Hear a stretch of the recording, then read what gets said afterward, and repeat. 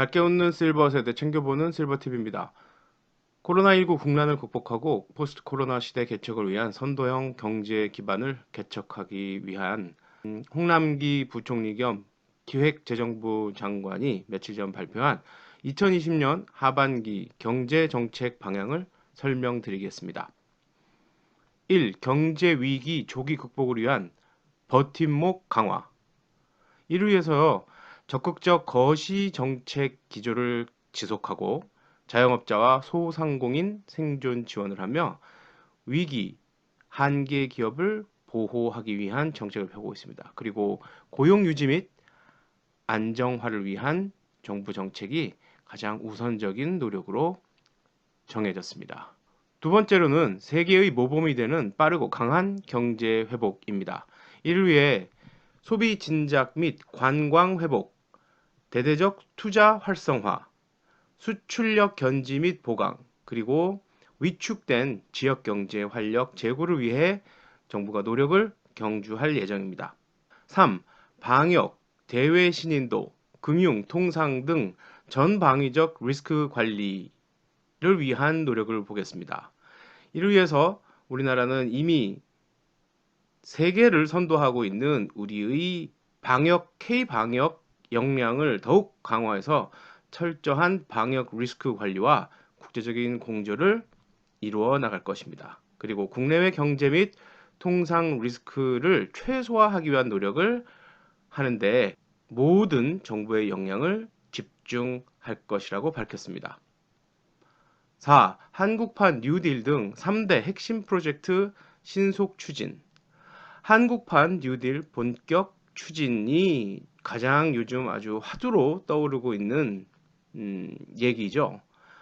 이를 위해서 정부는 추가적으로 방역 및 바이오 등 빅3 미래 동력화를 위해서 매진할 것이고 또 유턴, 첨단 산업 유치 등 GVC 허브화 역시 하나의 중요한 기둥으로서 한국판 뉴딜을 지지하는 정책으로 선정했습니다.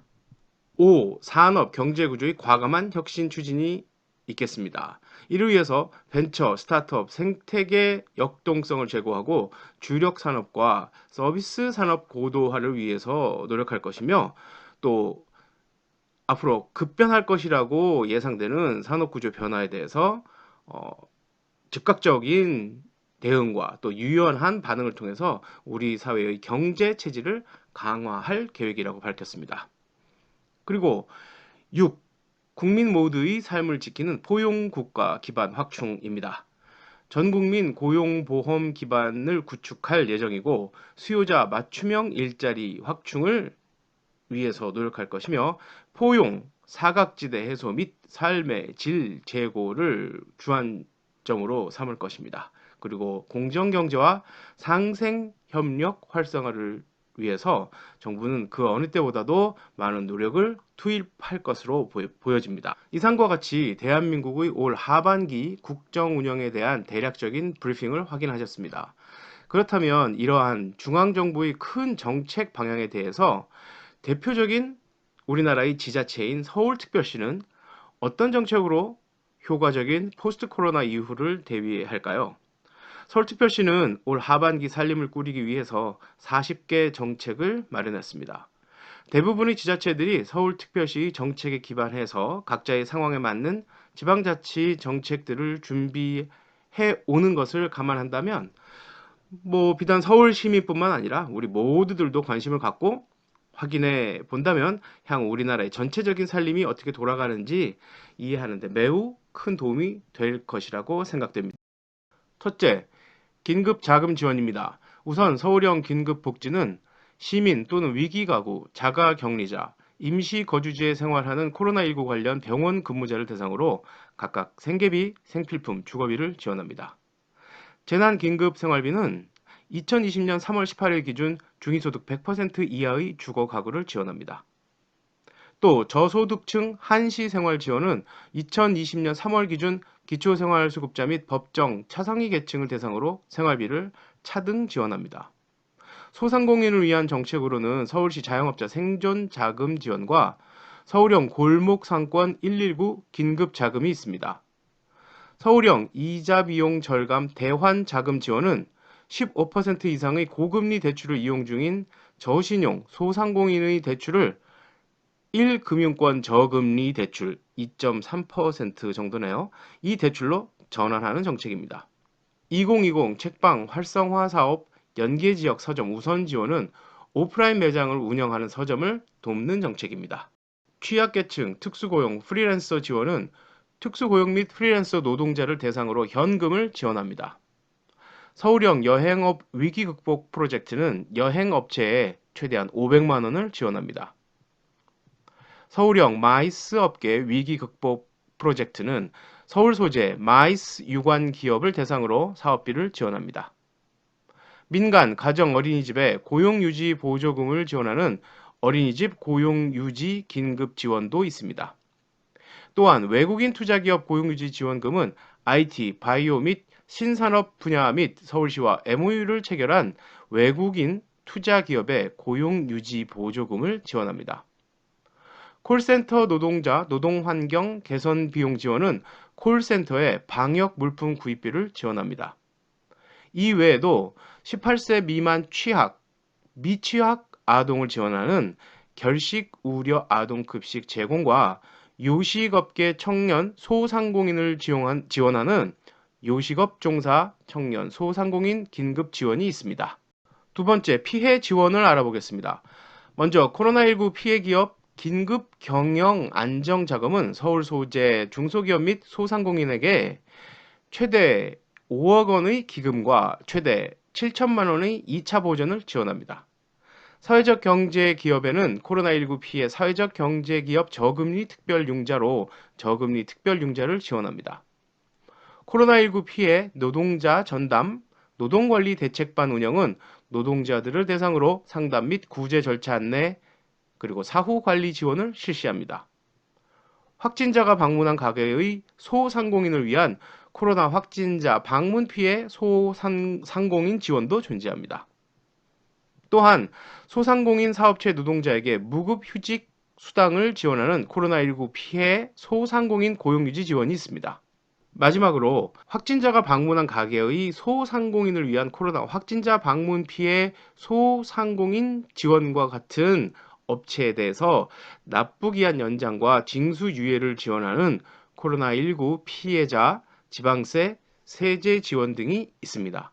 세 번째, 임대료 관련으로 알아보겠습니다. 우선 임차인을 위한 서울형 공정임대료 시범 운영은 상가임대료 조정 신청과 공정임대료 평가 신청이 있는데요.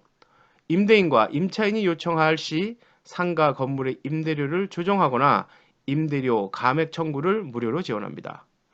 가락, 강서, 농수산물 도매시장 임대료 감면 지원은 임대료 및 시설 사용료를 감면하는 정책입니다. 소기업 및 소상공인 매출 기준에 부합하는 업주를 위한 공유재산 임차인 임대료 감면 지원도 있습니다.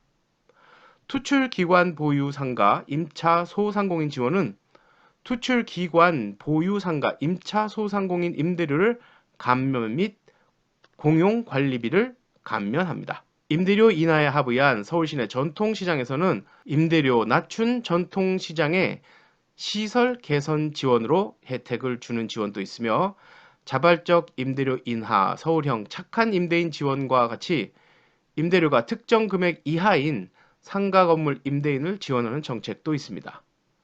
마지막으로 청년 활동 공간, 청년 허브 입주단체를 위한 청년 공간 입주단체 지원이 있습니다. 네 번째, 돌봄 서비스에는 세 가지 정책이 있습니다. 각각 어린이집 긴급 보육 서비스, 긴급 돌봄 서비스, 코로나19로 어려움을 겪는 어르신, 장애인 긴급 돌봄 서비스 지원인데요.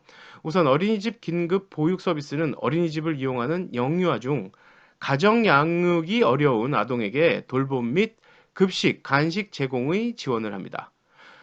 초긴급 돌봄 서비스의 경우 초등학생은 누구나 상관없이 같은 지원을 받을 수 있고요. 코로나19로 어려움을 겪는 어르신, 장애인 긴급 돌봄 서비스 지원은 장기 요양노인, 장애인 활동 지원 급여 수급자를 대상으로 사회서비스원 소속의 사회복지사, 요양보호사가 가정을 방문하거나 격리시설에 동반 입소하게 됩니다. 다섯 번째, 방역 지원입니다. 코로나19에 대비해 무엇보다 중요한 건 개인위생과 공공시설 방역이겠죠. 이에 서울시는 철저한 방역 정책을 내놓았는데요. 우선 전통시장, 소상공인, 방역 장비 무료 지원으로 우리네 전통시장 상인과 소상공인에게 방역에 필요한 장비와 물품을 지원합니다. 발길이 뚝 끊겨버린 지하철 1호선부터 9호선의 1675개소 상가를 돕기 위해 상가 임차인에게는 방역용품을 대여하거나 희망하는 상가에게 방역을 지원하는 지하철 상가 방역 지원도 있습니다. 여섯 번째, 상담 지원입니다. 코로나19로 인해 여행, 외식, 예식업의 위약 민원이 급증했다고 하는데요. 이를 위해 코로나19 상생중재 상담센터 운영으로 서울시 코로나19 상생중재상담센터를 설치 운영합니다. 코로나19로 인해 우울감에 노출된 노동자들을 위해 노동자 스트레스 불안 해소 무료 심리 상담을 지원합니다. 눈에 보이지 않는 감정의 부분까지 신경 쓰는 세심한 서울시 정책을 볼 수 있네요. 코로나19 청년 피해 사례 청취는 온라인으로 청년들의 피해 사례를 상시 접수할 예정입니다. 마지막으로 일곱 번째, 기타 정책들입니다. 건강 취약자가 있어 가족 간 전염 우려가 크지만 독립생활이 어려운 격리자들을 위해서 격리시설 운영으로 임시생활시설을 최대 14일 제공합니다. 13개 전통시장 온라인 쇼핑몰을 운영, 서울시민에게 우리 동네 전통시장 온라인 장보기를 지원하여 마음 편한 쇼핑도 할 수 있습니다. 마지막으로 유아, 아동 및 청소년들에게 평생학습 포털 내에 아동 청소년 과정을 개설하고 운영하는 아동 청소년 분야 교육 과정 신규 개설과 전자책이나 도서대출 서비스를 비대면으로 원하는 서울 거주 시민들을 위한 서울시민 카드 비대면 시설 간편 가입 지원도 존재합니다.